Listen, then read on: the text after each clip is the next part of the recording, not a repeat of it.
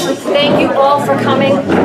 Thank you all for coming here today. I'm Diana Floss. I think most people know me. And we want to give a big round of applause to George Mendoza, whose restaurant this is, and his staff. Thank you. And some people might not know that this restaurant, that George is actually one of the plaintiffs in the restaurant lawsuit against me. So he had the courage to stand up. He had the courage to stand up. So I want to make a couple of introductions, and then we're going to get right into Mr. Tom DeWeese. So the couple people in Massachusetts who are leaders. Where's Michelle? Michelle. Michelle. Michelle's not here.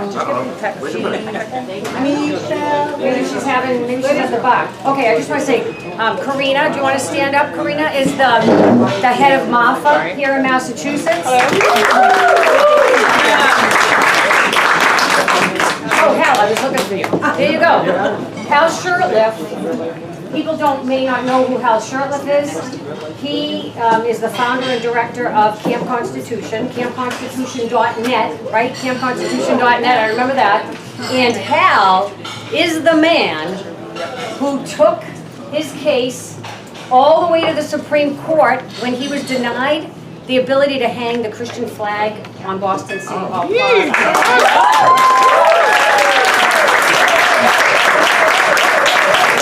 And one little personal note about Hal. Hal was the person that I got directed to when I had the question about why are we having all these apartment buildings being built around train stations. And Hal was the guy that I got introduced to about that. I had already met you. And he told me it was Agenda 21, Agenda 2030.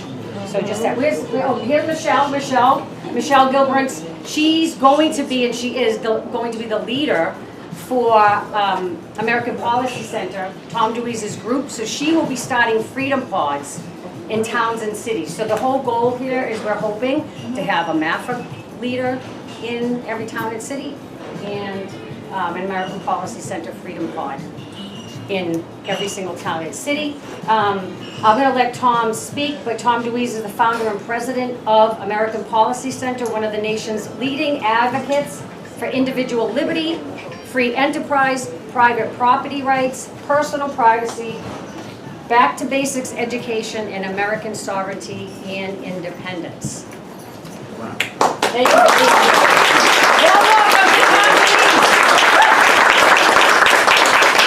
you. Thank you. You know, if I can't hear me, let me know. But first of all, now getting a chance to talk to a lot of you before we had lunch, and I am so impressed by the people, what you are doing. You are doing it right. You're doing the right things, and I'm hoping that what I can accomplish today is to help you get stronger and maybe give you some other ideas, things like that. And I know that it's very hard to stay positive. You see this massive force coming at us, and you think, there's no way. There is no way. We've lost the republic. I run into this all the time. By good, dedicated, conservative people, and we've lost. There's nothing we can do. First of all, the minute you think that, it's a self-fulfilling prophecy. The minute you believe that. But there's no reason to believe that. One of the things that's very interesting about what's going on, and you see their pushback on things, they are terrified of you. Because these forces, the reason they look so strong is because the news media reports everything they do, reports nothing we do. They, of course, what they've done in Boston is taken over every single piece of government, whatever level it is. And you find that I just can't, they won't talk to me, they won't listen to me, they won't do anything. So it's easy to get very, very defeated. What I hope to do today is help you find a way to get around that. But here is something I want you to understand. You're in Boston, Massachusetts. This is hallowed ground. This is where the revolution for the greatest country of freedom started, right here. We're standing on that hallowed ground. This is where Sam Adams, John Hancock, and John Adams and Paul Revere and many, many others took on the most powerful nation on earth. And to think about what they did. Here they were, British subjects. The King of England, the most powerful king in the world. And they considered themselves British citizens. Nobody sat there thinking about, well, I'm going to start a new country. They were British. That's what they were. The trouble was, the king didn't consider them British. He thought that bunch of American colonists were a bunch of rabble-rousers, and they're people that we can pillage and profit from and so forth, and began a tyrannical control of what they did and how they lived. And Sam Adams, so strong, stood up and said, no. Do you know how John Adams became part of the movement? He thought Sam Adams was a rabble-rouser troublemaker. Then, Sam Adams perpetrated the Boston Massacre. John Adams was given the job to defend the British soldiers. And he got them off. Every one of them, he got them acquitted. John Adams was so proud of what he did. He was so proud of the American judicial system. Look what we did. We were able to get a fair trial for this. The King of England responded by shutting down the American judicial system. And that is how John Adams became a member of the Patriot movement. He became a diehard patriot for freedom because he saw it right in his face. Is that not what you are seeing today? Everywhere you turn in this country, the right to stand and speak to your school board, your city council, any of these other officials, taken away from you because why? They don't like you. This is what we're all facing. It's the same fight. Sam Adams had the audacity to say no. And that is what you have to do too. It's vital that you do that. So, let me ask you this. How many of you are aware of Agenda 21, Agenda 2030, Green New Deal, Great Reset? How many of you think it has any effect on you? You're a rare audience. You spend a lot of time in front of audiences with eyes rolling and saying, you know, come on, conspiracy theory. Yeah.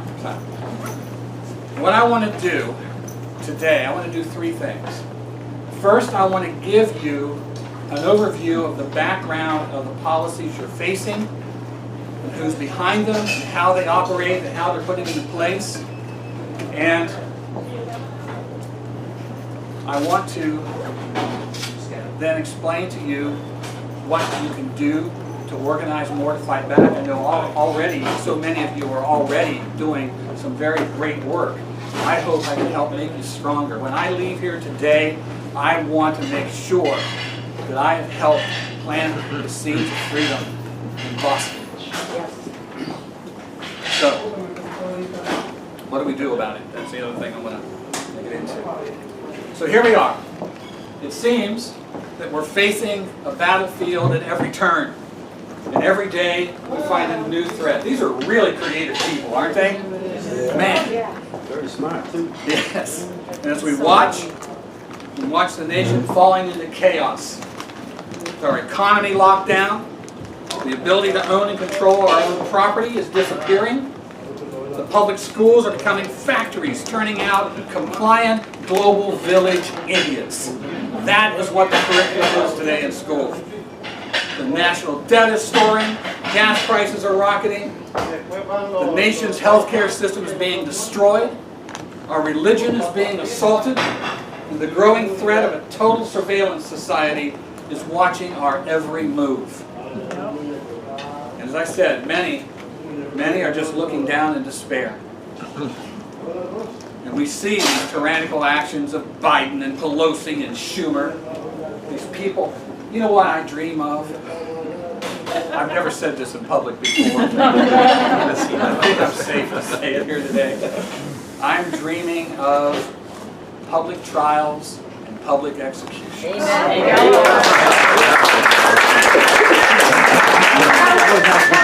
Something worse.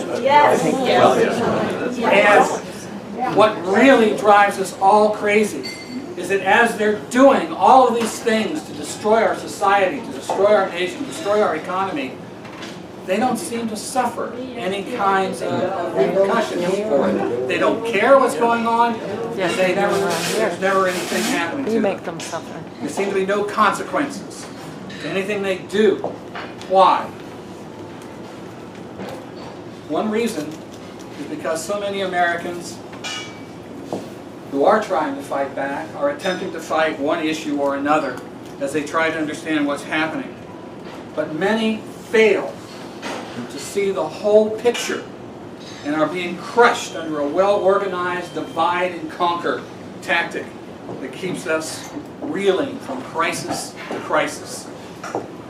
Now, to deal with this and have any effect in fighting it, fight back and to restore our republic, we must fully understand the agenda we face. I want to give you some of those details. For over 30 years, I've been accused of spreading conspiracy theories and scare tactics to mislead and spread hate-mongering. The Southern Poverty Law Center has done 4 separate reports on me. I do take that as a badge of honor. I've been attacked on the front page of the Sunday New York Times, and I've even been attacked by name on the floor of the U.S. House of Representatives. That was a banner day. I'm sitting at my desk just working away, and all of a sudden my phone rings. Tom, are you watching C-SPAN? No, they're attacking you on the floor of the House. By that night I'd done 5 radio interviews. But in truth, all I have ever done is quote the promoters of this agenda that we're all now facing. So if I sound nuts, by saying all those things, and it's purely because their policies are nuts. Unlike any other generation in history, in our nation's history, today we are dealing with diabolical minds. They have figured out a way to conquer us by getting us to voluntarily give up our liberties and actually help them subjugate us. You know, always in the past, when somebody had the plan for world domination, they put armies together, they invaded, they broke things, they killed people, and they subjugated people. These guys have figured out how to get us to voluntarily, without fighting back, help them do it. It's worse than the Trojan horse. Now, what could be such a powerful message to accomplish that fear?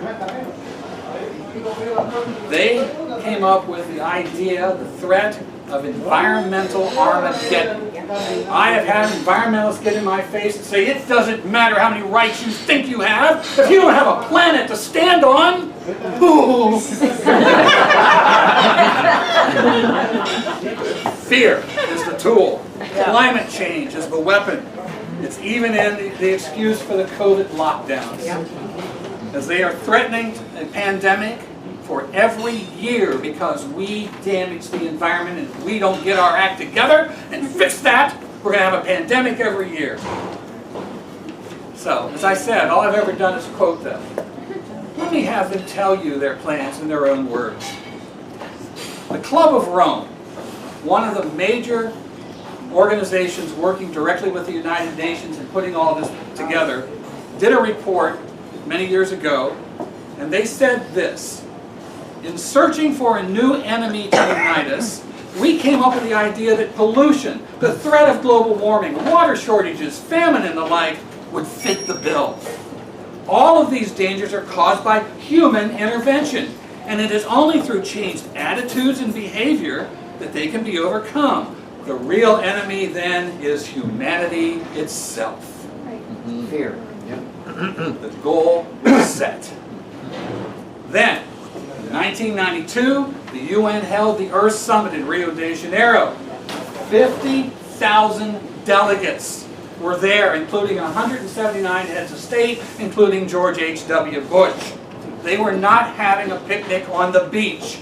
They were determined to change everything in our lives.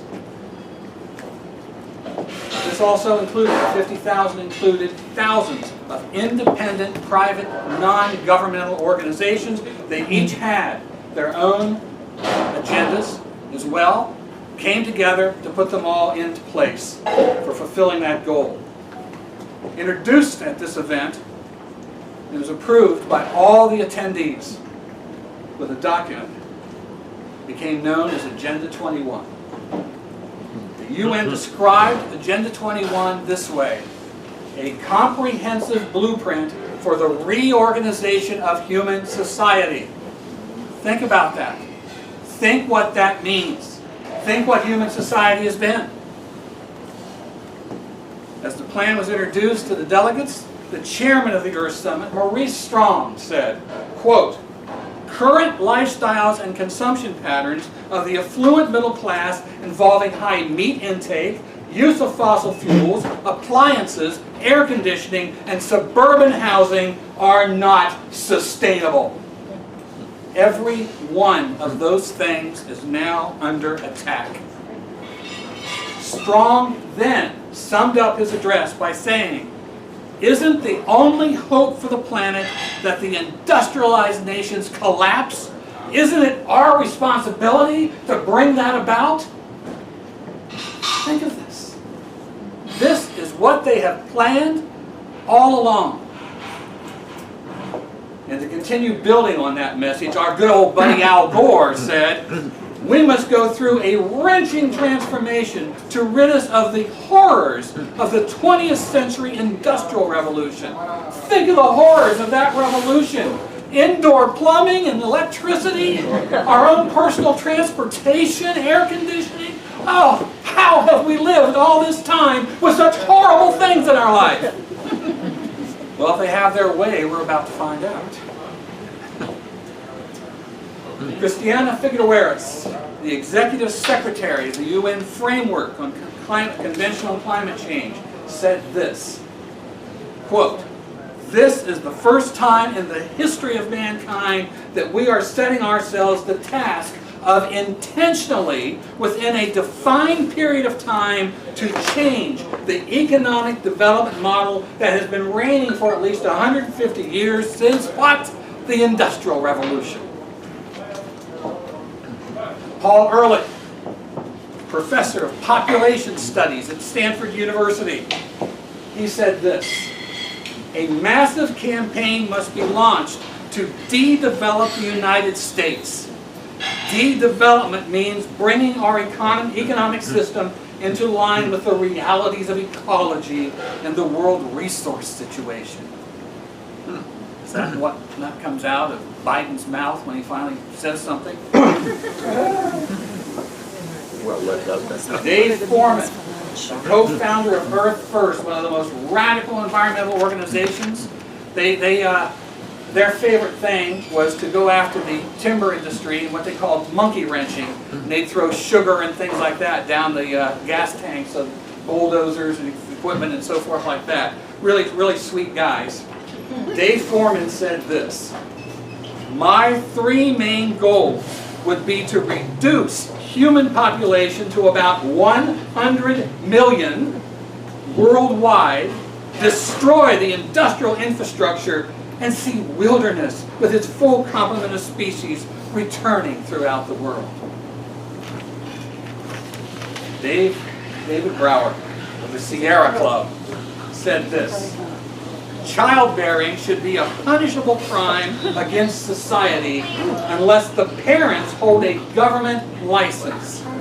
All potential parents should be required to use contraceptive chemicals, the government issuing antidotes to citizens chosen for childbearing." Every single one of these things is happening today. We are seeing the results of all of it. Private property, free enterprise, and limited representative government are the targets. Biden's infrastructure bill calls for ending zoning protections for single-family neighborhoods and installing Section 8 housing projects in those neighborhoods. They go into single-family neighborhoods and they say, here's a home with a front yard and a backyard and a family of 4 living in it. We could put 100 families in that space.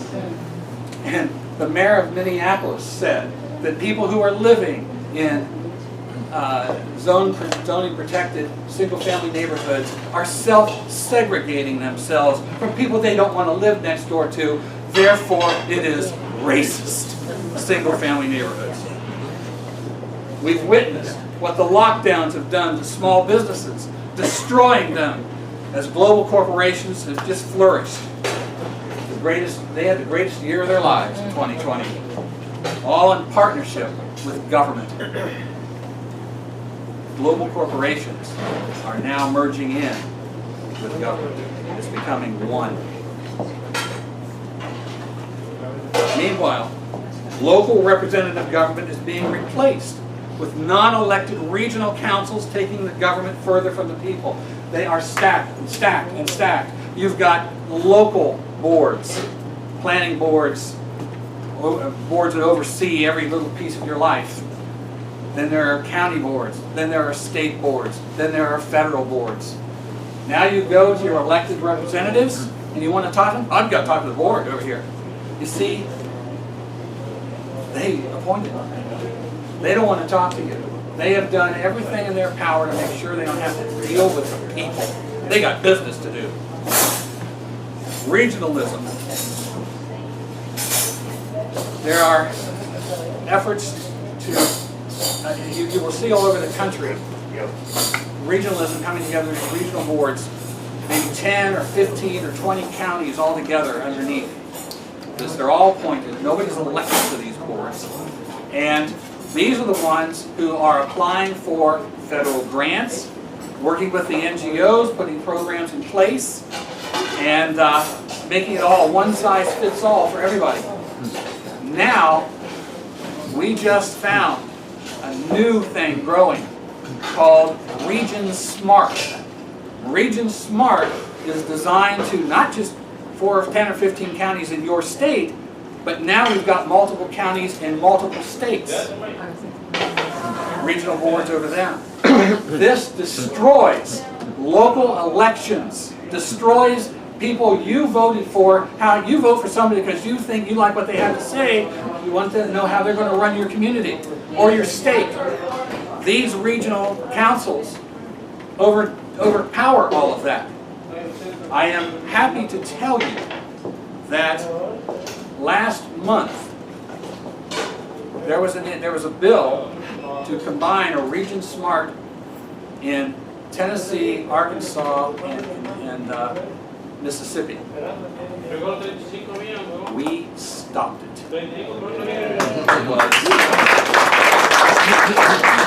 It was local activists. My vice president, Kathleen Marquardt, did a report on what this was.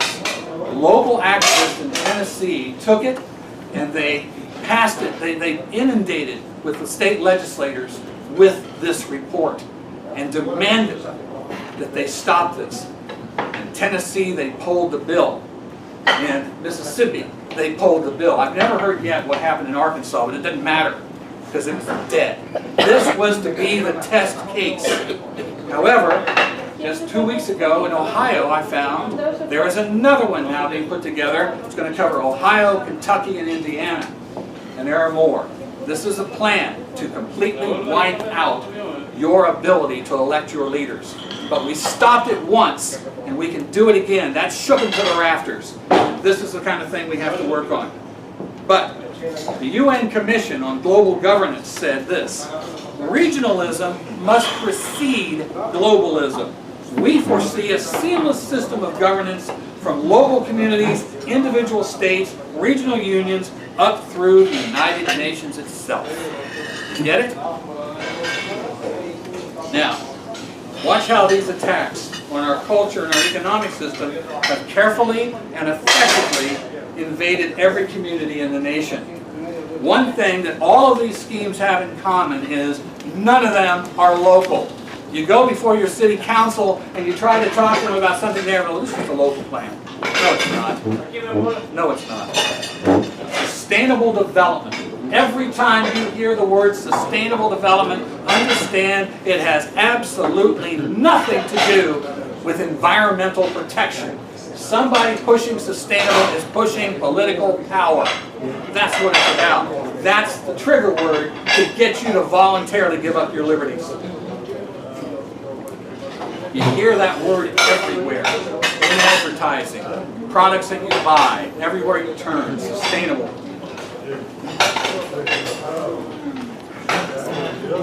So, fear has become the tool. Climate change became the root.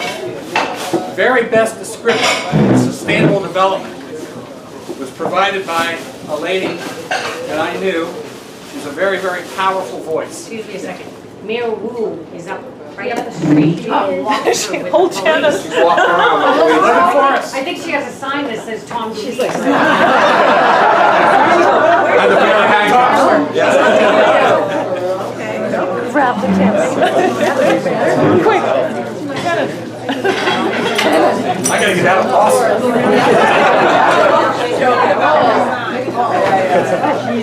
Can we do a little extracurricular? Okay. Anyway, I had a friend, her name was Rosa Corey. Some of you may have heard of her. Rosa was actually a liberal. She was the head of the Democrats against Agenda 21. That really confounded them because they never had a liberal oppose them. And Rosa was a very, very powerful voice in fighting them. Unfortunately, she just passed away last year. But she describes sustainable development this way.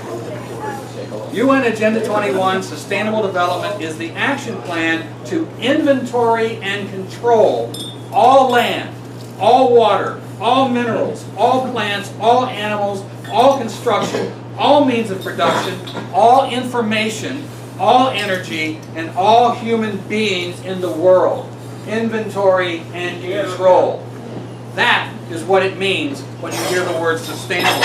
And that's how you're being herded into that agenda to be fully implemented by, they were going to do this by 2030. Well, then in 2015, it became kind of evident that Agenda 21 wasn't going to, it was going to miss the deadline for global governance by 2030. So in 2016, the UN introduced Agenda 2030. Its 17 goals call for a cashless society, seizure of all private property and businesses, removal of individual freedoms, advanced surveillance of technology, and isolation of humanity. Of course, they don't really put it in that kind of language. That would just be too honest. Then, in 2017, they got even bolder with more details as they introduced the Green New Deal. I still see Mitch McConnell sitting there with that puzzled look that's always on his face going, well, that's really radical. Mitch McConnell listened to me for 30 years. He didn't know what it was. But I'm crazy. One detail. Just one detail. The Green New Deal was a complete reorganization of government and the destruction of our economic system, our source of energy, our food supply, and our entire way of life. They weren't done yet. Finally, in 2021, the global forces have fully revealed themselves and their true goals as they introduced the Great Reset. Now, this is the stage set for the final dagger into the heart of liberty. A major goal of Agenda 21 has been depopulation. I knew this from the beginning, but I'll be honest with you, over the years I rarely talked about that because I was having enough trouble trying to get people to understand the threat to their property. And I thought if I started saying they want to reduce the population and get rid of 6 billion people, I might have trouble convincing people of such a crazy idea. Now, all of a sudden, with the Great Reset and all this, population reduction has become the center of everything they're doing. So, first the world was shut down because of a pandemic. And through the lockdowns, all of the 2030 goals, really, when you think about it, all the things that they had in mind, in one day, at least temporarily, as they shut down the entire economy, all those goals were achieved. We're all sitting there masked up and might as well be tied up to our chair and unable to move anywhere. How can they keep that going? They need the fear. Push the charge that the pandemic was caused by man's destruction of the environment. Climate change now takes again the central role. Now, there are warnings of annual pandemics unless we clean up the mess because of climate change and human environmental damage. And their answer, annual vaccines to protect us all. In fact, Fauci suggested a booster every 6 months. I wonder how much he gets for every shot. Several medical experts have warned that a new type of vaccine was invented, mRNA, or mRNA, which comes with an inherent programmability. DNA molecules are inserted into the cell's nucleus and altered to produce newly man-made genetic combinations of full capacity to change human behavior, create non-genders, and basically eliminate whole populations. With no natural way to fight the disease, the virus kicks into high gear, spreading at high rate, speed for person to person, causing an uncontrollable super pandemic. And like heroin addicts, people start seeking more and more shots to save them. In 2020, at the outset of the COVID, the media began to spin the sustainable development as the only means by which to live in a post-COVID-19 world. Sustainable development was the answer. The pandemic and its lockdowns were a practice run. The proof of this is in their own words, all written down for us in a best-selling book written by Klaus Schwab, head of the World Economic Forum. Isn't it interesting? The title is COVID-19, The Great Reset. He has written the updated blueprint detailing exactly what they have in mind for all of us. One of the things he talks about is no one will own anything and you will really enjoy it. He wrote in this book, no industry, no business will be spared from the impact of these challenges. Millions of companies risk disappearing, and many industries face an uncertain future. A few will thrive. Now I wonder which few those are. The ones that have their arm around it. That's their vision, the great reset of the entire world. Bill Gates said, in the middle of the lockdowns, simply shutting down the economy is not going to get us to our goal. So just like we need innovation for COVID-19, we also need to get rid of emissions from all the different sectors and bring down climate change. This crosses many areas: transportation, industry, electricity, and agriculture. They all contribute to emissions. Is that not what's happening? One of the things, as we were totally shut down like that, the threat of the carbon emissions only went down by 8%. So that wasn't enough. We need 100%. Think about that. It's interesting to note that this piece of tripe was published in August of 2020. The lockdown started in March of 2020. And yet Klaus Schwab told us that the whole point of this book was to tell us what we had learned from the pandemic lockdowns, how to run our countries, how to run our communities. In 5 months' time. What a Superman. Wow. Now, I've written 3 books, and I know that before you write it, you've got to come up with a concept. Then you've got to do the research. Then you've got to actually write it. Then you've got to get a publisher and a printer and get it out there. This Superman did it in 5 months. Wow, he did.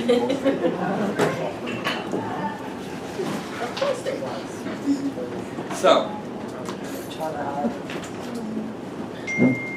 all right, that's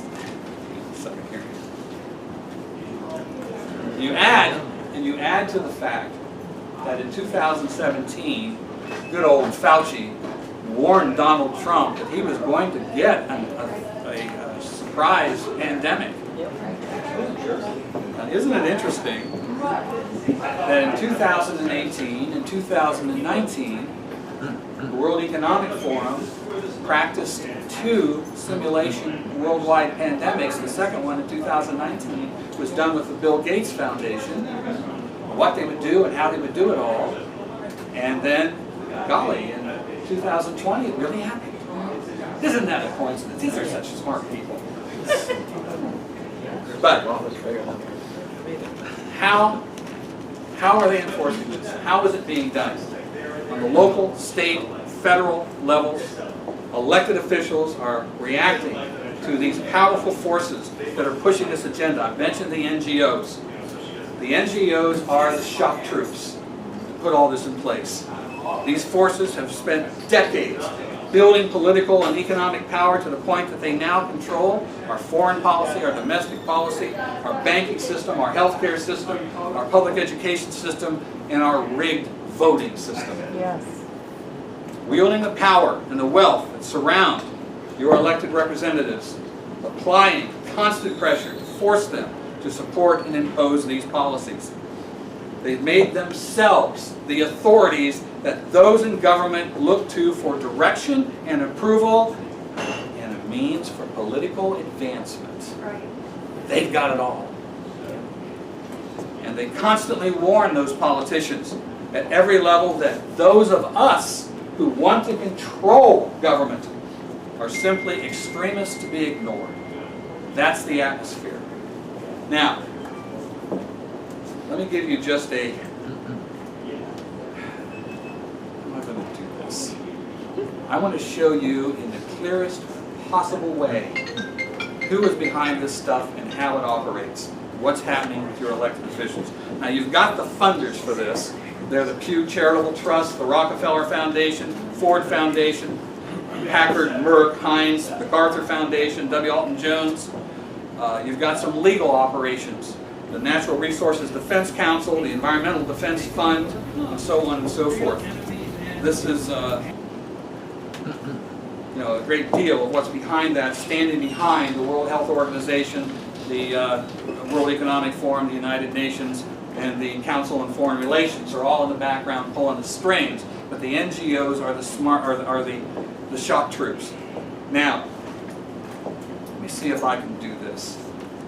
I want to have an election quick here. And I'm going to elect this table. You are all city council members. Will you please hold these? Way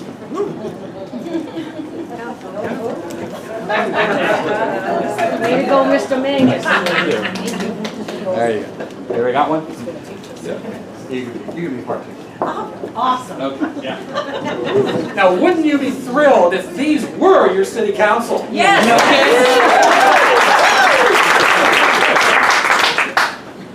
Okay? Now, sometimes we actually do get to elect some good people. But when that happens, you might find something happens there. All of a sudden, they change. Yeah. They're not talking to you. They're not dealing with you.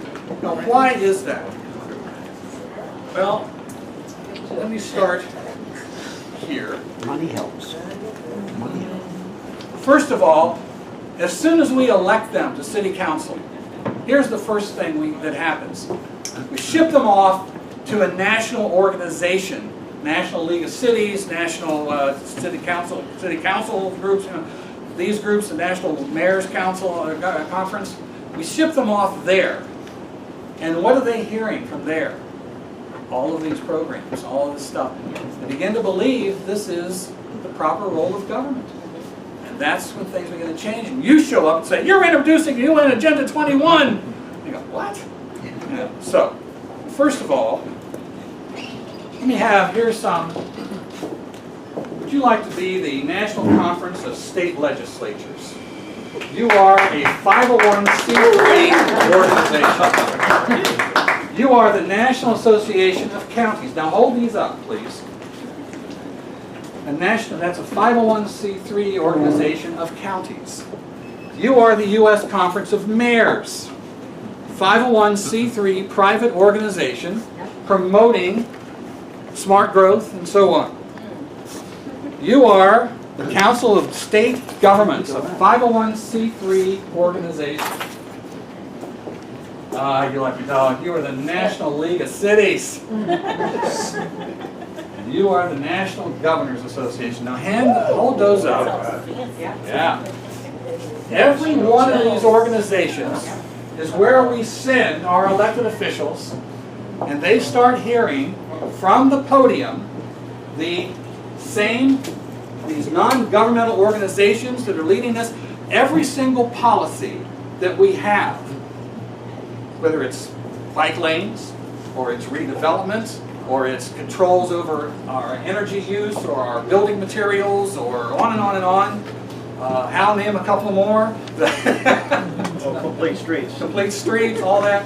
Every one of those has an NGO organization that is an expert at that. They know exactly how to promote it. They got it all right there in a box for them. They know exactly how to push it. And they know which federal grants to go for too, to get it. And we send our guys to these meetings, and that's what they're learning there, they're hearing there. But that's not the end of it. Oh, no. You, whoops, it's a good thing to do with that book. You are the Nature Conservancy. You are ICLEI, the International Council for Local Environmental Initiatives. ICLEI is in, I will tell you, they had 650 American cities that were paying them dues. Their goal is to make every single community in the world a sustainable community.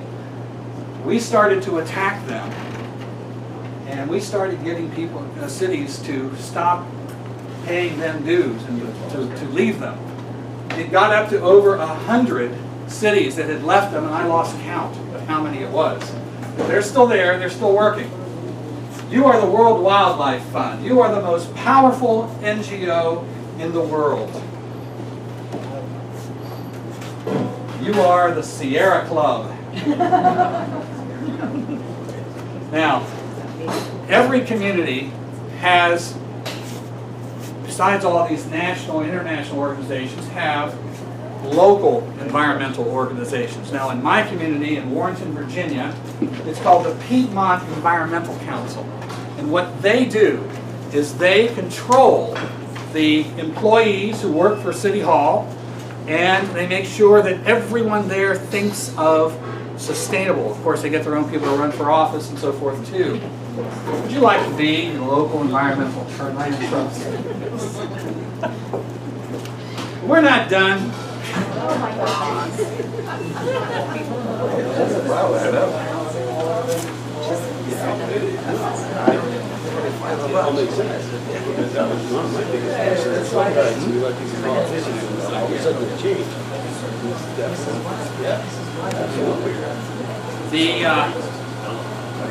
In every single community, there is a planning group. Every community in this nation is putting together a comprehensive development plan.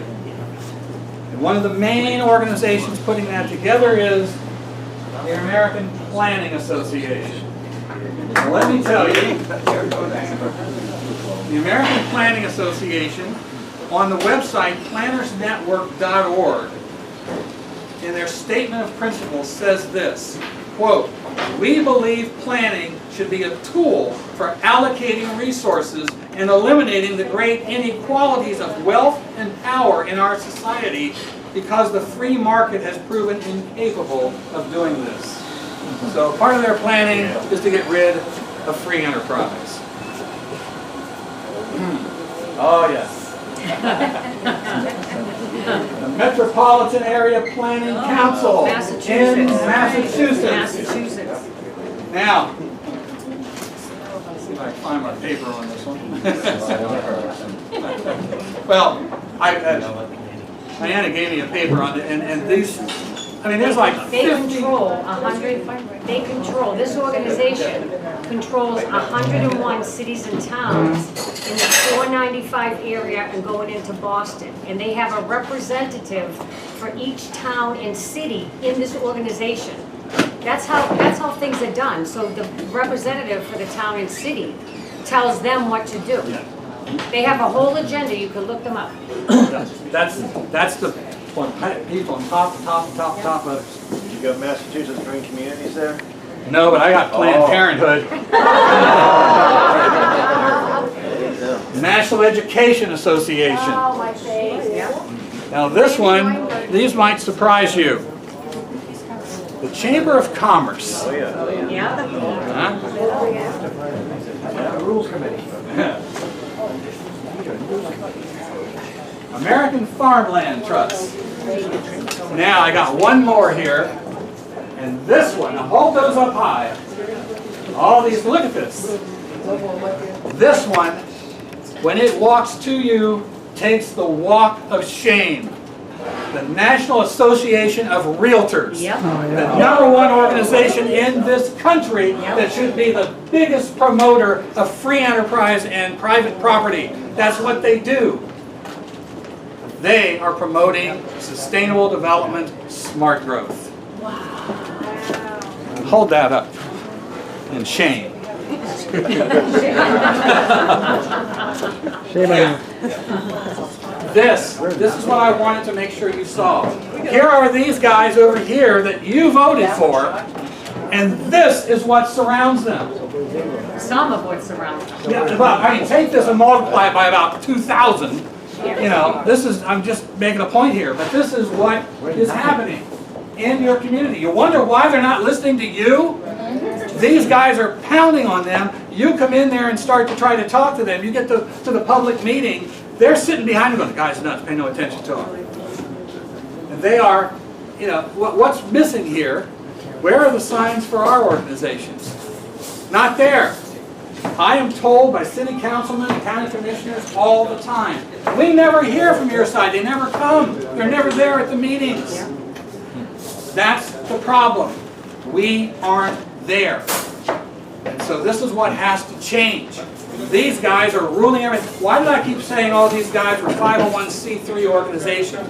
Because they're private organizations. They don't have any power whatsoever except when these guys give it to them. We can get rid of them. Get them out of there. This has to become one of our goals. We want elected representatives. We don't want these guys. Every one of these guys has their own agenda. Does that make sense? You see? All right. Will somebody collect this? So Tom, can I just chime in for a second? Sure, absolutely. Just for Massachusetts, for people to know, we have the Massachusetts Association of Health Boards, Massachusetts Association of School Superintendents, of Principals, of School Committees, of City Council, of Planning Boards, and on, of Sheriffs, and on. So we have an NGO, non-governmental organization, non-profit, for every level of our government in Massachusetts. Think about that, on top of all of this. Can I ask a question? Sure. That's my mother. Great daughter, by the way. Thank you very much. I credit my mother, her grandmother, for resilience and morale. Anyway, for years and years and years, in my own mind, and now with your conversation, who is they? Does all this stuff happen organically? How does it all happen? That's what I'm telling you. First of all, at the top, you've got the World Health Organization, the United Nations, the World Economic Forum, the Council on Foreign Relations. These are the big boys at the top. They are meeting, they're training. You've heard this stuff about how, like for example, now what's his name, the head of Ukraine was slipped in there by these forces. And you know, you find that all over the world, there are people getting into these places. George Soros, of course, is funding so much of it, getting money into the hands of these people so that they are we're sitting here. Who's ideating the levels of this stuff? I've heard something different from society. In other words, who is sitting around thinking up all this crap and getting it, who's doing that? There's a committee of them, and they're the people who are the head of these groups. Klaus Schwab is probably one of the leaders, the main leader of it, to do that. Sorry, Klaus Schwab, World Economic Forum. So he has a group of people that he sits around and says, how can we screw this part of the American public? In other words, They're talking about how do we get power, how do we get in control. And then you get, Bill Gates works with them. And It's the shadow government. yeah, exactly. Shadow government. And WEF is the front. The bankers, these are the international The global- bankers. the It's global the bankers. okay, but you have to hire people I know, to but sit they, them down and you have think tanks that say, how can we screw They this? do. right. It's inherited, it's They pay a family. lot of Yeah, money, it's family very lines. wealthy people They have massive funding to keep going into all themselves this. safe. And so they only allow us to see Rob, they don't have to worry about I totally understand the question because all the corporations conservative people that has the welfare of America. Somehow they've been infiltrated by the left, by the New World Order, and those all changed. How did that happen? Let me try to answer this way. I mean, I understand the confusion on it, or you want to put the target on one person. You want to go after who is it? Of course, there's the Rothschilds who've been doing this forever. But there are those that they've worked together for years and put this together, and they systematically, step by step, began to insert somebody here, somebody there. Let me just bring it down to a local level. As we watch what they have done in the election process, you see a red state flip to a blue state. How'd that happen? Colorado. Because, exactly, Colorado's a great example. They began to pick away, pick away, pick away. They're doing it to Texas now. And they slowly but surely, they're funding the money in to get the candidates. Yeah, right. And so this is how they do it. They've done it on international level as well. I told you there were 50,000 delegates at this UN conference, where they created the Agenda 21. Most of those 50,000 are these NGO groups. I just showed you, 25 of them. There are thousands of them, and they are being funded by these guys. And we got nutcases everywhere, and these guys pick them up and say, "Oh, let's make a group out of you," on and on. But that's how it works, and it's working in your city now. They are slipping people in to your elected posts. They are these NGOs are. When they bring these plans to them, a lot of it is these new boards. We need a board. We need a board to take care of that. And what I found, I had a situation in Ohio. There's a lady named Jenny Granado, and she had actually a historic home down in the Dayton area. And it was built by a general from the War of 1812. And she had this nice front yard, and she had this hedge in front. There was a highway out there in front of it. It had a hedge here, and her mother had a very favorite tree. She had her swing there, and she liked to sit under that tree and spend her afternoon in the sunshine and so forth. They heard that they were going to widen the highway, but they didn't give them any details of how that was going to happen. And then there was supposed to be a bike path or something to be part of it. Jenny kept trying to find out details. Nobody would tell her anything. One day, all of a sudden, they heard bulldozers in the front yard. Her mother went running out in time to see them take down the hedge and her tree. She literally grabbed her heart and fell over and died from the shock of it. Jenny went to the county commission and said, "Who is responsible? You've taken my property. Who's going to pay me for it? What are you going to do?" First thing is they put in this bike path. It's a bike highway that comes within 7 feet of her front door. She wanted to be paid. She wanted something for this. Not to mention her mother's gone. County commission said, "Well, we don't have any control over that. That was the planning commission, or the regional commission to do that." She goes to the regional commission, and they said, "Oh, all we did was apply for the grant. That's all we did." No one was responsible. That's the point of all of these pack on pack on pack on pack. appointed policy, organizations and so forth. Get them out of your way. So, this is, just to give you an idea, this is what you're facing. Now, the question, it's on everybody's mind, what do we do about it? How do we stop them? Can we stop them? I'm here to tell you today, yes, we can. I go back to what I said earlier about our founding fathers and what they did right in this city. You've got to take that to your heart. You've got to take it to your mind. You've got to take it to every action. One of the main issues that we have to come together and understand about ourselves is that we don't like government. We want it out of our lives. We don't want it, I'm not talking anarchy, but I'm talking about we want it limited. We want to live our lives as we want to live it. We just want to be left alone. We especially don't like getting involved in local government. The idea that I've got a family to raise, I've got a job to do, I've got my kids, I got this and that, I can't do it anymore. And what's the result of our actions like that? We get more government. That's what's happening. And as I said, so many elected officials stuff, we never hear from them. So what do you expect them to do? So internal memory is full. One of the things that we like to get involved in, we get excited about when it comes to politics, is presidential elections.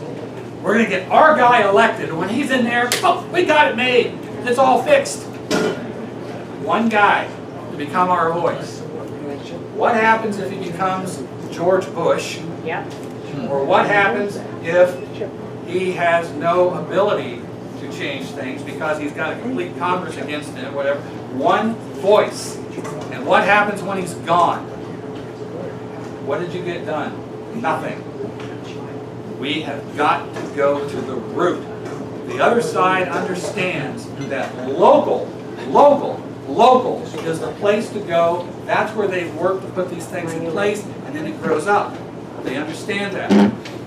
Not the other way around.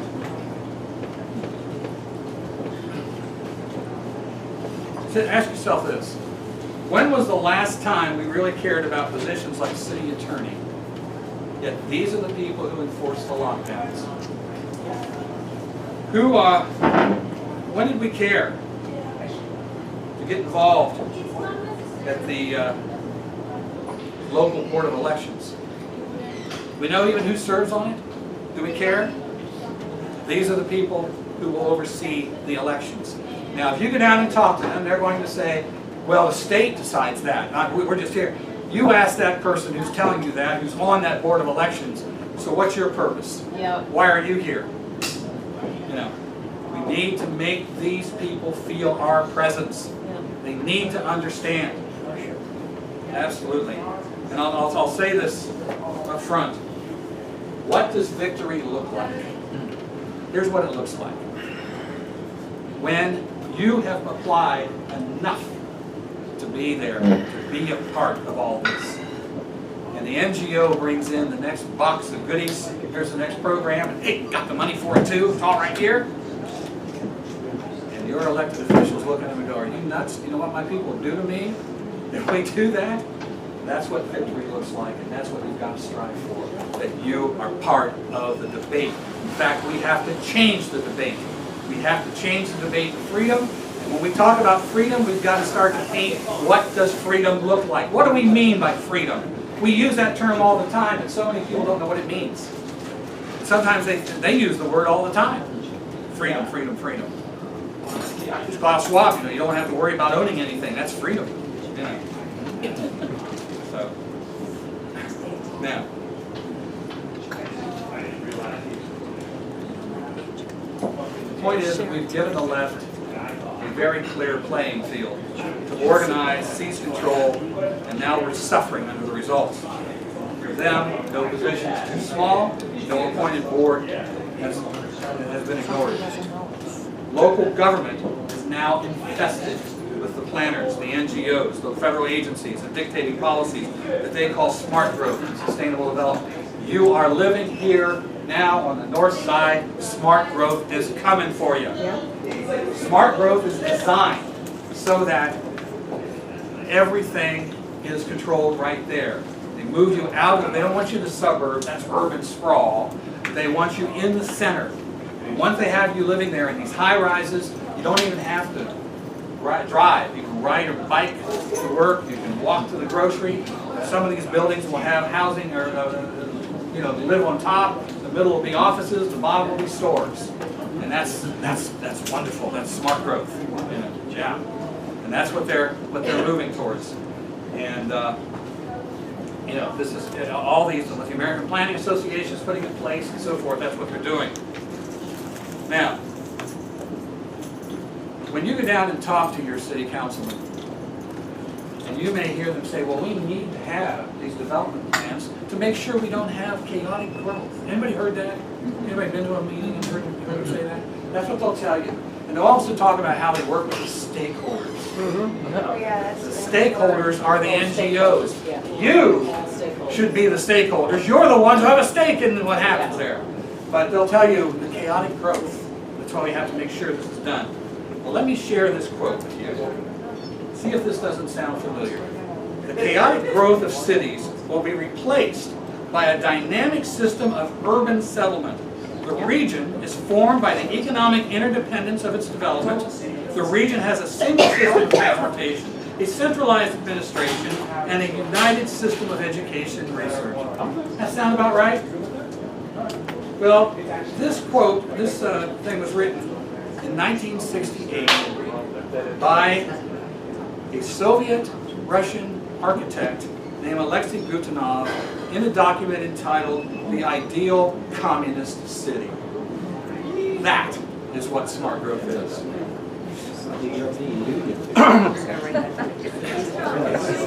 Yeah. When you do this, is it going to come to my neighborhoods, they're going to tear down all the houses? I mean, The plan, what they're doing is, as I mentioned, about how they get rid of protection for single-family neighborhoods, and they'll begin to build, bring the high-rises in there, bring the, whether it could be government housing or it could be private. Called 40B. 40B housing. She's right. So Eddie, husband was an engineer who did this. So what they do in the suburbs is you get a patch of land, not much land left in Massachusetts you can build. And with the Rivers Act that came in a decade ago, you can't build within a certain yardage of running water. So they come in, a developer wants to put up some single-family houses. And then the town comes in and says, well, wait a minute, you have to give us a little vigorish. So we want you to put up a development for low-income folks. And it's called 40B. You don't get your plans approved for your single-family houses unless you put in a 40B project, which is multiple dwellings. That's what it is. And what it does then is it destroys the property values, and people begin to move out. Once they move out, they'll tear that house down, and they'll build another one. No, you move out when you have the maniacs next to you and burn your house. Of course, that too. Yeah, absolutely. Yeah. Okay, Mom. So, to win, we must focus on the local level. That is vitally important. It will grow up. It doesn't grow down the other way. Right in your community, that's where they are enforcing their policies, and that's where they've got to be stopped. If every community begins to stop this assault on their freedom, then there's no Congress, and no national Congress that can stop us, and there's no global force that can rule us. But we got a long way to go to make that happen. City councils, county commissions, state legislatures have more power than they know. You've heard of nullification. There are other things that they can do. They must stand up to this federal overreach. So that's another place we have to work. But how do we make it all a reality? Set a goal to turn your community into what I've called a freedom pod. Focus only on your community. Here it might be just your neighborhood. Could be. You have to decide that. You know where you're living, what you're doing. But begin in a freedom pod. One of the main things, I'm not going to just say promote free enterprise, because that might include Target and Walmart and the rest of them. I mean your local small business people. getting them, to help protect them so that they can survive. Private property. The reason that I have focused all these years when I fight against Agenda 21 is on private property is because I found that sustainable development has some kryptonite in it. That kryptonite is it can't be imposed if private property is protected. That's why I have focused on fighting private property. So, the main thing that you have to do, you have to build a permanent infrastructure for freedom. That means you are organized all the time, 24/7, or 31, as Jake Harper says. And the idea there is, right now, when they come up with the latest new plan, we have sat for days going, anybody know about this? Anybody hear about it? What's it mean? Who's behind it? What's it mean? By the time we've asked all those questions, they got half of it in place. If we are organized the way I'm going to describe here, you will instantly be able to, you'll know about it before they introduce it, if you're really on top of it, and you can stop it then. That's how we have to be organized, a permanent infrastructure for freedom, constantly fighting. Now, let me give you some of the basic points how we do this. Number one, in building a team to be able to do this, you have to understand, you have to know your enemy. You need to know who are the players down at City Hall. Most of these planning groups, these NGOs are operating in other cities across the nation. You find out who's operating there, you can look them up. You can see what they've done in other communities. What have they brought there? What have they done? And that becomes a powerful message for you. How are they funded? Who are their leaders? All of that. You may see them going all the way back to World Economic Forum and others. What programs? Look at your comprehensive plan. This is the roadmap to everything. The comprehensive plan. Every community's got one, and this will tell you exactly what they have planned. Now, as you look into these plans, here's one thing to look for as you do the research. Look for one single word in the entire comprehensive plan that says anything about protecting private property. It's not there, I guarantee it. So, Tom, Yeah. okay, so where are we going to find the comprehensive plan? At the planning board? What department exactly do we go to? Well, usually, yeah, it's the planning board. Usually, Okay. they'll have it online. You go into the website for the city, Okay. and then they'll have a section there for it. You can get a copy of it, and you can look at it. Okay. So, now, I have some tools here. I'm going to share. I brought some extra to share with you. One of the things to help you do your research, we've created a city survey. And it's asking all kinds of questions, overall demographics, total population, that sort of thing. The state, your constitution, your city charter, so forth. But it gets down into detail after detail. You answer every one of these things on here, you'll know everything about your community and who the players are. And that's one thing that we have. The other thing, looking at for certain programs. One of the tools that they use is an urban growth boundary for smart growth. Portland, Oregon was the first to have to do this. They put this boundary around the community, and they said no growth will take place outside of that boundary line. Now, because that was urban sprawl, you know, we'd have to have more cars, you would have to have more infrastructure and stuff out there, so we don't want to have that. Well, 20 years after they've done that, the urban growth boundary has barely grown by more than 6%, but the population grew by 80%. Get the picture? Yep.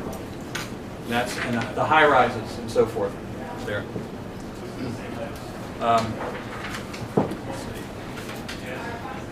Look for, in any of the development programs, a mention of international building codes. It says that. This is directly from the United Nations and from these NGOs.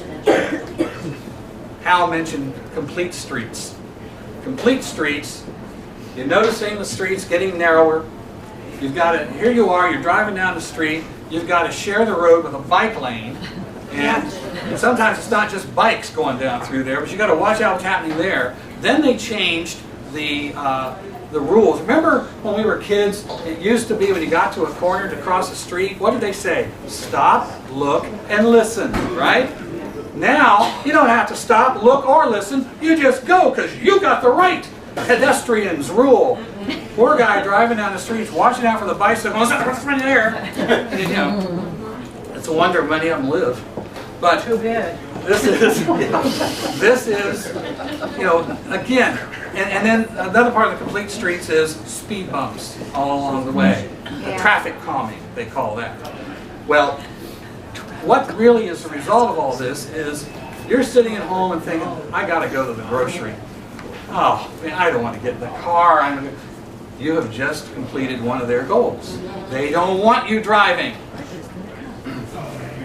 And by the way, under sustainable development, $4 a gallon for gas is their dream to have that. We have other programs. These are NGO things to watch for too. What Works Cities is an NGO. What Works, W-H-A-T, Works. Located in every region of the U.S. and in 37 states. Their NGO operation supplies communities with workshops, training, data, all the information and the evidence needed to guide your city into the right programs. Put it all together. Then we have, where is it here?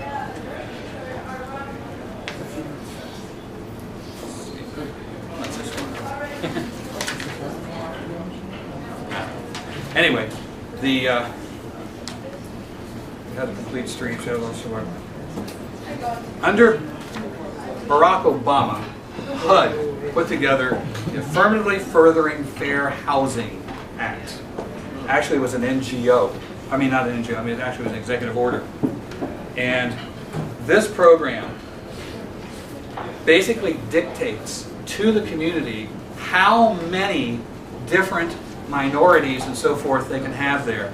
They, you know, whether it's Hispanic or it's black or it's, you know, whatever the case may be, they have a way. They never tell you how they decide this, but they put it all together. Every neighborhood has to have this, and communities are supposed to, under this, I think it's every 5 years, they've got to do a complete report on that. What is the growth there? There are communities in the country that are advertising for minorities to come and live there, you know, or they're going to be in trouble with HUD. You know, What's the name of the program? Affirmatively Furthering Fair Housing. These are really, really clever guys. They regulate the form, the scale, the character of the buildings, floor ratios, the whole smart growth thing, the international building codes, one of the things is that, as you've noticed, that every single community is beginning to look alike because of all those programs. So there you have it. That's why if you get a census or anything else, I write down other. You don't put your ethnicity in, you don't put your race in, you don't put anything, you write other. Yeah. Now, so these are just some very basic things to look for. How many of you like to do research? You are extremely valuable in this movement. Whether you like to get up and speak or anything else, if you do the research, we have to have that done. You can all get together. Let me tell you, right now, there are enough of you here to create an incredible Freedom Pod. And you can begin to do that research and begin to divide it up. Who likes to do this part, who wants to go to this part? And you can have a massive amount of information. Now, what do you do with that information once you put it together? We have the agitators. The ones who actually go before city council and speak.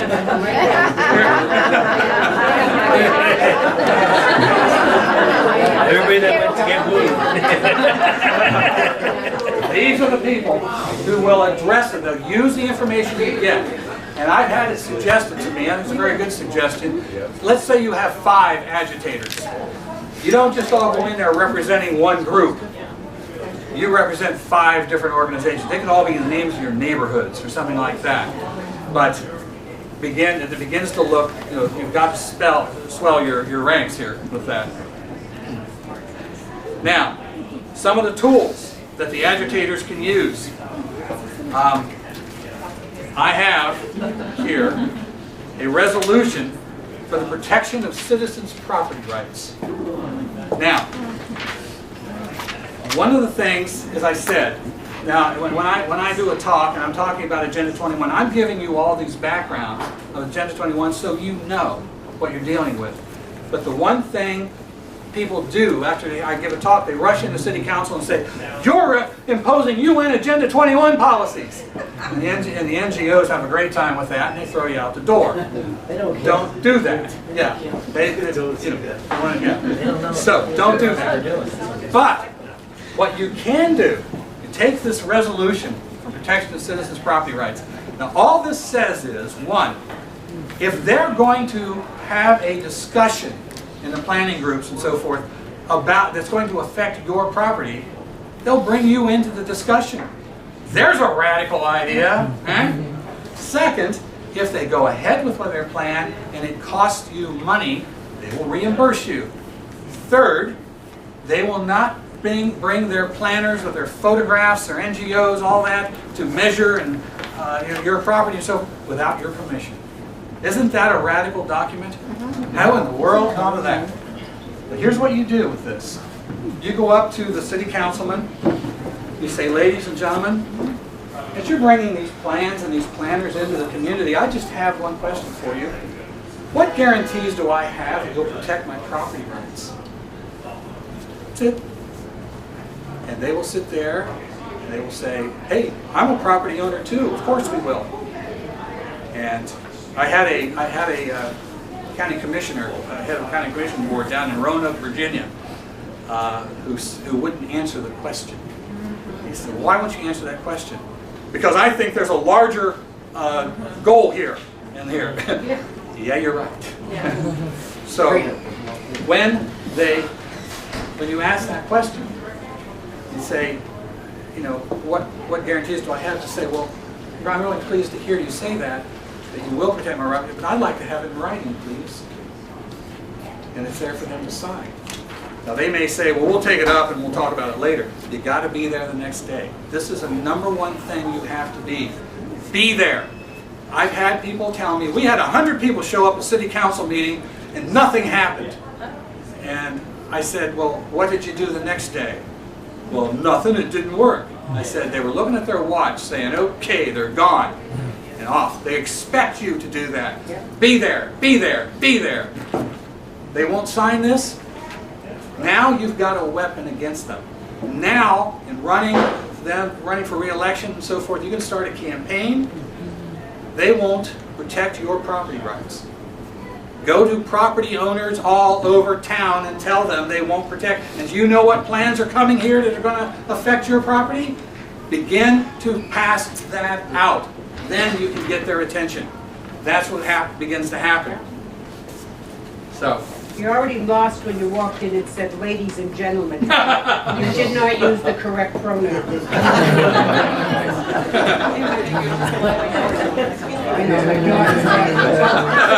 My mother's embarrassing me.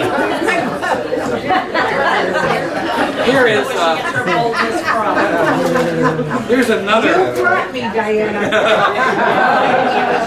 I tried to start to be polite, just to fool them, okay? Because I'm not. Okay. The second thing we have as a tool, I've got you've heard of gun sanctuary cities and that sort of thing? Yep. We got a constitution sanctuary county or your community. And it basically says that all public officials of this is for Virginia, take an oath to protect and defend the Constitution, and they're going to do it. That's what this is about. I've got copies of this. You can write it for your own. Mayor Wu just posted that. While you were talking. $2 billion for Green New Deal. Here we go. In schools. I think it's schools. Yeah. Yep. Mayor Wu. Yep. I've also got another tool. When candidates are running for office is when they're most likely to want to hear anything from you, at least to pretend that they want to hear anything from you. We have here a Candidates promise to protect citizens' property rights. And again, if they refuse to sign it, you've got a weapon. This is what you have to do, is get weapons and begin to build those up. If they do sign it, now you've got it in the file. Watch what they do. They break the promise, weapon. One of the things we have to stop doing is stop being polite. You got my leg. Absolutely. Absolutely. Yeah.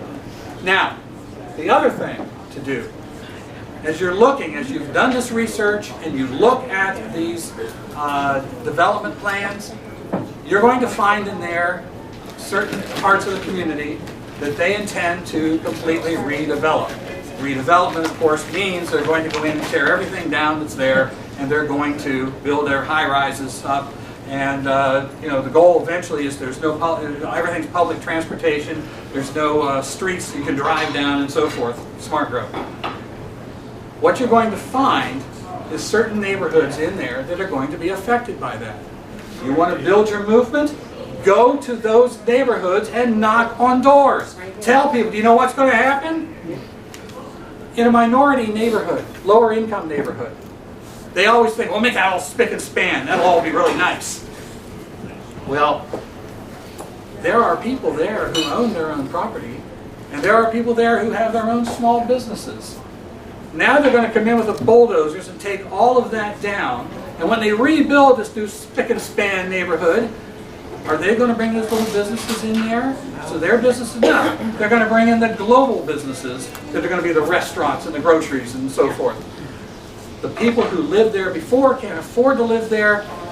They, in likelihood, are forced onto federal welfare programs and so forth, and their hopes and their dreams of living a life as they choose is gone because of this. Go to them. Tell them what's going to happen. Recruit them to your movement. The one thing that will blow the heads off of these councilmen and so forth when they have a public hearing is that these kinds of victims come in and testify. They don't want to hear from them. Build the movement that way. Media team. Everywhere I go, the minute I say media, every eye of the place rolls. All right, Tom, we're going to get something there in the Boston Globe, aren't we? Oh, yeah. Well, and it's the same in every community in the country. There's a couple of things you can do. First of all, understand that if a reporter has been given the assignment to cover city council, he can't afford to make those councilmen upset because he'll lose access to them. They won't talk to him anymore. He can't get a story written. And horror of horrors, he won't get invited to the annual Christmas party. There are things at stake here. We've got to understand. So what you might do is take some information that you know about a plan. You've already done your research, you know, and just take it to him and say, I just want you to know this. And try to get some kind of a back and forth. He doesn't have to be your best buddy. He doesn't have to be, dedicated to our cause or anything, but just kind of plant it in front of him. Maybe you planted some doubt somewhere. What do you got to lose? Begin to do that. The other thing is putting together a social media team. And I know it's getting harder, censoring everything we do there too. But my Freedom Pod group down in Shreveport, Louisiana, who started, maybe I should tell you this story so you get the picture of this. These guys started with 5 guys who were totally non-political. And they began to see that they live around Caddo Lake, which is not in Shreveport. It's outside the city limits of Shreveport. So the city council of Shreveport has no jurisdiction there. They began to reach out. Move it up there, move it up there. These guys found out about it and they went to a city councilman and tried to explain to him their fear of this. And he looked at them and he just kind of patted them on the head and said, you're nice boys, but this is just the way it's done and you're not going to have any effect on this. Well, Chris Crackman, the guy who kind of pulled all this together, said at that very moment, he decided, oh yes, I am. They began to find, this is where the victimhood stuff comes in. They, first of all, around Caddo Lake, a lot of people had their own private boat dock. Weren't going to be allowed to have them anymore. He put a flyer together that showed the boat dock with a circle with a slice through it. He showed them, and another thing they weren't allowed to do, if they drove a company truck, they weren't allowed to park it in their driveway anymore. You know, things like this. They had 5 or 6 of these kind of things. They put flyers together for all that, and they went door to door in the whole area and passed these out. They started stacking the city council meetings with 100, 200 people. And they testified brilliantly. They didn't go in and attack. They went in and they, well, first of all, they were telling them, well, this board decided this. We didn't have anything to do with that. And they very, very well pointed out, yes, you do. You appointed them. You're their boss. You have a perfect responsibility to do this. They said it right as they did this. They began to build a social media page. They put all these flyers on there and so forth. They have 4,000 people on their social media page. They're able to communicate with their people, get it out there. They show up. Guess what happened? Just recently, 2 of their people got appointed to the development board. And you know what they did the first day on the development board? Introduced a resolution for the protection of citizens' property rights. Guess what happened to that city councilman? He now walks up there and says, what can I do for you fellas? And now the thing that excited me the most, I talk about freedom pods, planting the seed. He told me that other communities are now coming to them and saying, and the way you know that enemy is by research. You need to know who are the players down at City Hall. Most of these planning groups, these NGOs are operating in other cities across the nation. You find out who's operating there, you can look them up. You can see what they've done in other communities. What have they brought there? What have they done? And that becomes a powerful message for you. How are they funded? Who are their leaders? All of that. You may see them go all the way back to World Economic Forum and others. What programs? Look at your comprehensive plan. This is the roadmap. That's what I mean by a freedom pod. That's how it operates. So, social media is what you do. Now, another tool that you can use. Build a grading system. Look at the policies that they put in place and look who voted for them and begin to build a grading system. I would suggest that you take the 3 pillars of freedom, free enterprise, private property, individual choice, and that becomes everything that's pro that's a 10, if it's full. You have a difference. 1 is a total tyrant, total tyranny. 10 is a freedom's hero. And you begin to look at those policies and you grade them, and then you look at who voted for them and how they voted and grade them. No politician anywhere wants to be a 2. They will fight you. They will say, that's not true. When they do that, they just did you a huge favor. They just opened up the debate publicly so you can respond. Now, I was down in a small town in South Carolina recently, and a lady there, her name's Janelle Raines, she's a really, really great activist. She had taken things I had put together to create a freedom pod, and she was trying to do it in her community. And she showed me, she had 40 or 50 people who were activists, but she could only get 5 of them to volunteer to do anything. And she said, I don't know what to do. I can't get them to fill this in. And so when I started speaking, I brought up this grading system. And it clicked with them. I understand, people get intimidated. They're not the ones that want to go up and speak. They're not the ones that are right out there in front. Researchers, of course, they can do what they do. But the other people, what do? Put this grading system together and then begin to go out and pass it around everywhere. You don't have to go around the media and get it out. And they loved that idea. Well, then after I left, they really got excited. I couldn't believe it. I usually use it as, well, here's an idea, I'm going to throw it out. But they got excited about the grading system. She contacted me a couple weeks later. They had gone into the local development plan, and they found 10 items in there that they were really opposed to, really, this was dangerous stuff they were going to do. And so I told her, you know, use this, now the grading system is together, but take one of those items and attack. When they come at you and they respond to attack. Don't say anything about the other ones. As soon as that debate's over, however long it takes, now bring up the second one, then the third one, then the fourth one, then the fifth one. Don't go away. Make them want to pull their hair out. What? These people will go away. Yes, victory. That's what we have to do. Be in that fight. Change the debate. What are the points again, Tom? The what? The free enterprise, private property, what are the other? Individual choice. Individual choice. Yeah. Is there anything else you'd add? Well, those are the three basic principles of freedom. From there, everything else kind of stems from it. But I mean, you can break it down any way you want. Okay. To do it.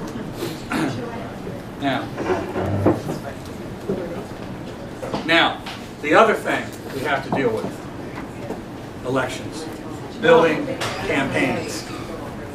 Yeah, I realize this is where you really get discouraged because the powers that be, you know, they don't want anything to do with you.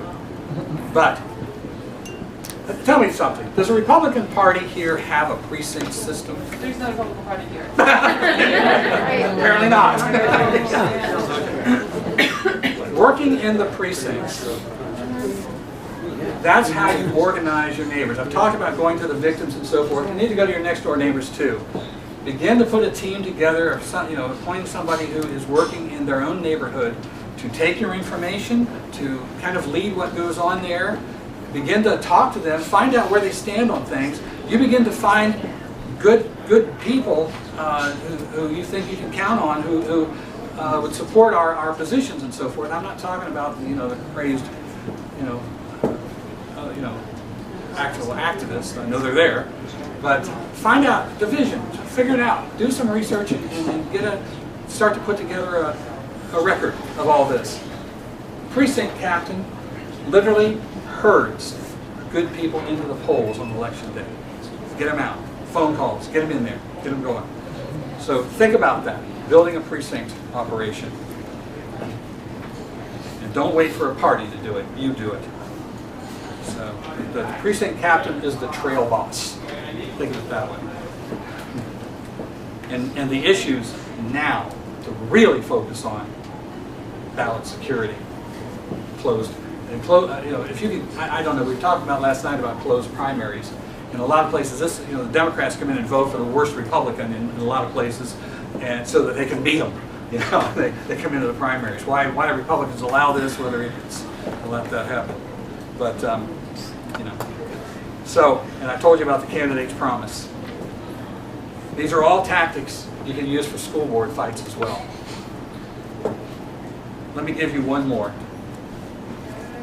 We have a legislative plan. Now, if you're working, anybody working with the state legislature at all, is there any hope there whatsoever? Is there 1, 2, 3, 4 good guys in the entire state legislature? 6? I'll take 6. I'll take 6. I had a state representative from the state of Washington provide to me 5 pieces of legislation that all had to do with protecting private property. The 5 bills are: one that prohibits international law over property rights, one that stops eminent domain for private development, one if government takes it, government pays for it. Another one is no developer entry without, just a lot of things in that resolution, but these are bills. No developer entry without property owner's permission. And 5 is clear standards and guidelines for drone use over your private property. All these kind of things. We have this package. And what he did in the state legislature in Washington was he put together a liberty coalition in the Washington state legislature. And there were only, I think he said they had 14. This was a real minority of people in the legislature. But they began to put together, they put together this Liberty Coalition, and they had a pledge. I solemnly pledge to my constituents that I will consistently vote to defund or vote against appropriating money for any state participation in the implementation of enforcement of any federal programs or activity not specifically authorized by enumerated power of the United States Constitution, on and on and on. First year they were in place, they put 64 bills in the hopper. They got 44 of them have hearings and passed 14 of them.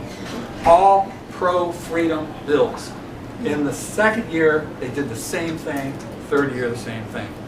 Now, what do we do with this? You want to start a real movement? If you're working with a legislature, you get those 6 people, you get them to join a freedom coalition. Then you begin to have either they or you reach out to like-minded people in other legislatures, in other states. What if you had, this is a sample, what if you had 10 legislators in your state and 10 other states, 10 legislators in each one, all have joined the Freedom Coalition. They all have the same group of bills, and on the exact same day, at exactly the same hour, they all in their own states hold a news conference and they introduce this package of bills all together at the same time. You do that, you have created a movement. And the other part of that is you organize there on the grassroots level, be organized to support what they're doing. The number one thing you can't do, if you find one guy who's a hero for you, give him support. Don't say go out there and get him. You give him strength, support, and he'll be much more effective to it. Okay? There's also nullification that can be done. If we can elect, possibly along the way, dedicated freedom advocates to city councils and county commissions who fully understand that these private NGOs, how they operate, we can stop them at every turn. The only reason that these NGO groups, the reason I said 501c3 and all of it, the only reason that they have any power is because your elected officials give it to them.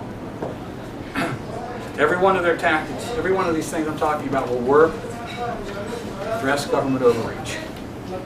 Now, understand this. We did not get into this mess in one day, and we are not going to cure it in one day. Piece by piece by piece. That's how we have to push back. If you get discouraged, understand that victory is a victory no matter how small it is. Take it if it's a victory. And now go for the next one. You go for the next one. That's what the other side did. At one time, we had 100%. Adams, Hancock, we had 100%. They had nothing. They just wanted 5%. Now I want 5 more. Now they've got 95%. And they're not going to let us keep our 5.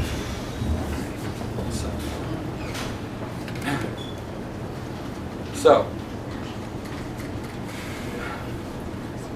let's understand, I understand that we are fighting against a dedicated, determined enemy like no generation of Americans have ever faced before us. But our Constitution and our Republic are, that helped create it are not dead. They are suffering from neglect. And how do you stop them? You have got to get equally determined to win, to restore our Republic that has been the envy of the world. It started here. You can keep trying to saw off the limbs step by step, or you can start to destroy the roots.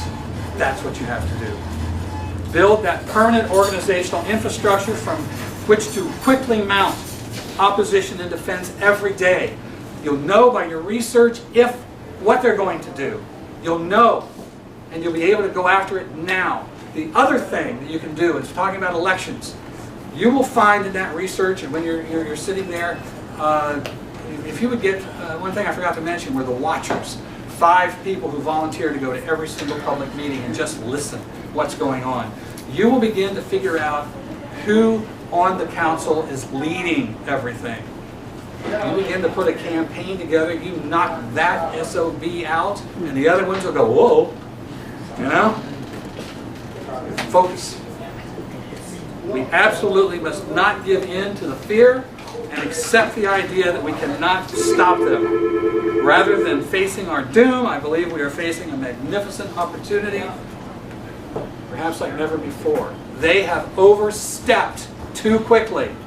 They are arrogant, and they have pushed. And we know it. The economy is failing. Our foreign policy and national defense are in a shambles, and their global policies. You know what? We have the answers to how to fix it. People are suffering at the gas pump.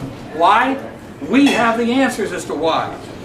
There are 75 million people, angry Americans, who are scared and they want to do something. They had their dreams stolen on Election Day in 2020. They want to be involved. We have got to make it our goal to recruit them and get them involved. They're not political people. You can't say, go out there and get them. You've got to bring them along. You can have activists who all they do is hold a sign at a rally. Get them involved. They'll grow from there. After being called a nut for years, because I've warned of the dangers that we are now experiencing, people are finally starting to listen. I have never been more energized. I intend to win.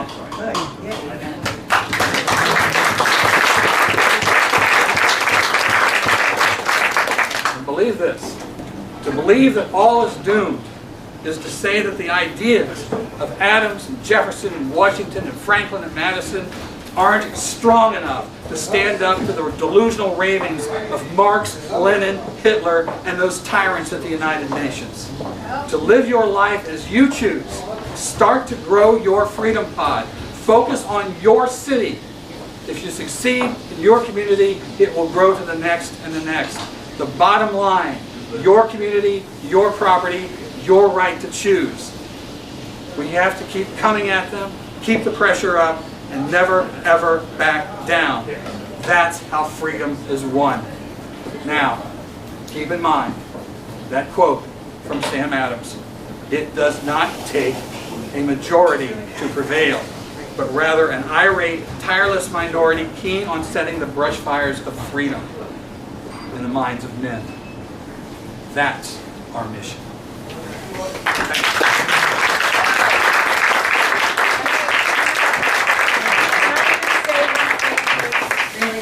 Yes. Big mom applause. I'm going to just say it to everybody here, please. And I apologize, no, I don't apologize to those of you who are still Democrats. No, but I hear people, and you did, Tom, as well, refer to people as liberals, progressives, woke dopes, movettes. They're not. The enemy is Democrats. That's all I'm going to say. Call them Democrats. Are you leaving, Mom? No, I'm going to do an emergency.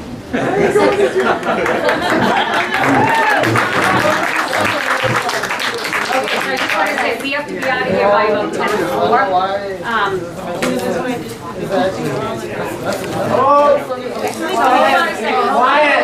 Hold on a second, hold on. So Tom has some books, but I just want to say, for Boston, right, we talk about the North End, what's happening.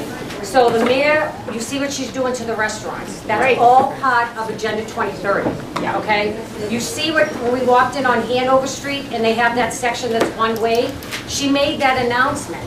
She also said that next year it's going to be closed to cars. The North End is in the target for Agenda 2030. In Boston, many people don't know that we have these human rights commissions. We have them all across the state. They're appointed. In Boston, they also appointed those neighborhood liaisons. Those are appointed people. They're not elected. People didn't elect those people. But this is part of what Tom is talking about, that they're taking over for our representative government. So I just wanted to say that because we are here in the North End, and we have to focus on this area because this is a big target. And what I personally would like to know is who decided that they were going to change Hanover Street to be one way? Like, we need to find that out. Who decided that? Does she get to just decide that? We need to find out. It's going to be in the minutes. It's going to be something. So same thing in Quincy, they're doing that, Hancock Street, Quincy, they're changing all that. Exactly. The parking lots are all Yeah. apartment buildings, and they're gonna shut it down into a pedestrian way. They're doing the same thing. It's the same All thing. these towns. They're doing it, so again, All the cities. look at the Metropolitan Worcester, Area all of Planning Council. Metropolitan Area Planning Council. When you read that they control 101 cities and towns in that 495 to Boston area, that should make you shudder, right? We don't have elected people. They're all controlled, they're all puppets. And it's up to all of us to get into our own cities and towns and do what needs to be done. So, Tom, do you want to mention what your books are? Yeah, well, I want to tell you, everything I talked about, building a freedom fund, everything, we put together this activist manual. And it has everything in there I talked about. It has the sample legislation, it has the tools, all that kind of stuff in there.